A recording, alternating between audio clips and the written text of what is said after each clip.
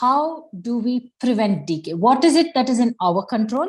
What is it that is not in our control? So, for example, I mean, I wish you would tell people that there are some people who are genetically inclined to get caries.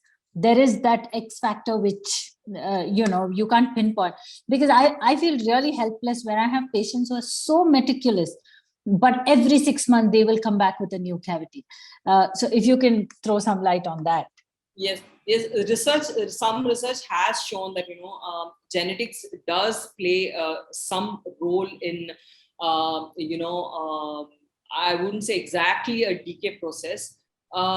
Yes, the structure of your tooth, the probably some components. Yes, genetics does play a role. What you inherit from your parents, that is not under your control, definitely. But still, I would say, I think this would be only up to a 40 to 50%. It shouldn't be even that, because I think regular what you call oral hygiene habits done properly. Now that's really important. Why you need to visit your dentist every 6 months is because your dentist gives you that reinforcement, of how it is done. So if you're doing it in a particular way, I mean, over a period of time, you kind of, probably miss out some things. So when you visit your dentist regularly, what happens is you probably discuss with them, say, hey, you know what, I'm doing it this way. And then we will be able to tell you, oh, maybe you can just tweak it a little, maybe this method is not right. You can probably try out something else kind of a thing. And, we'll be able to give you some newer, better tips on, how it can be done.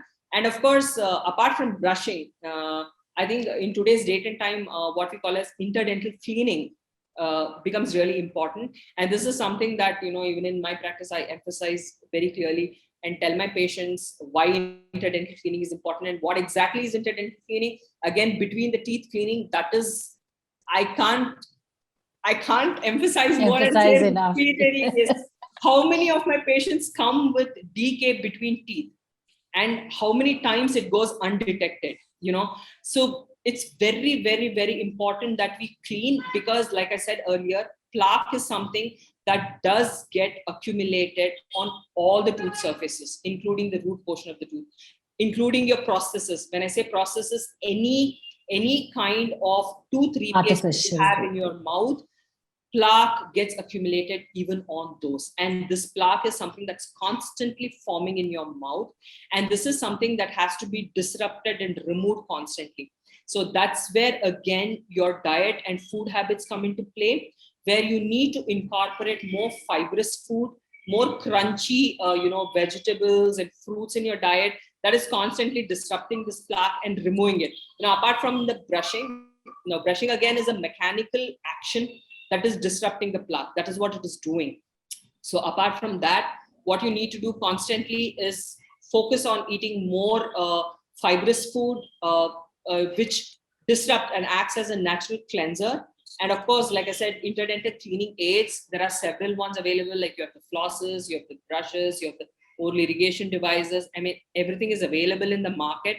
So you just need to talk to your dentist and find out what is most suitable for you, what you probably enjoy doing. Some of my patients feel flossing is very difficult. They say, I can't do that wrapping around the finger.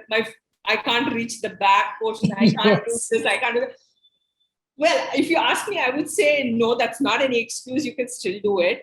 But then still, if some people find it a little difficult to, grasp the floss and, to do it, there are other aids available, more convenient ones, probably more exciting ones, it's easier ones to do, as effective or more effective.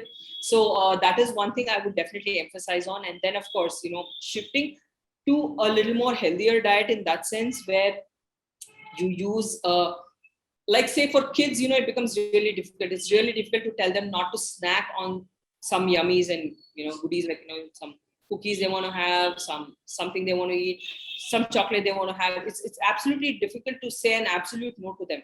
Don't have it, that's not possible. Yes. So probably they can combine it with a more healthier snack along with it, and probably space out the snacking in such a way, that it does not remain in the mouth for as long. Yeah.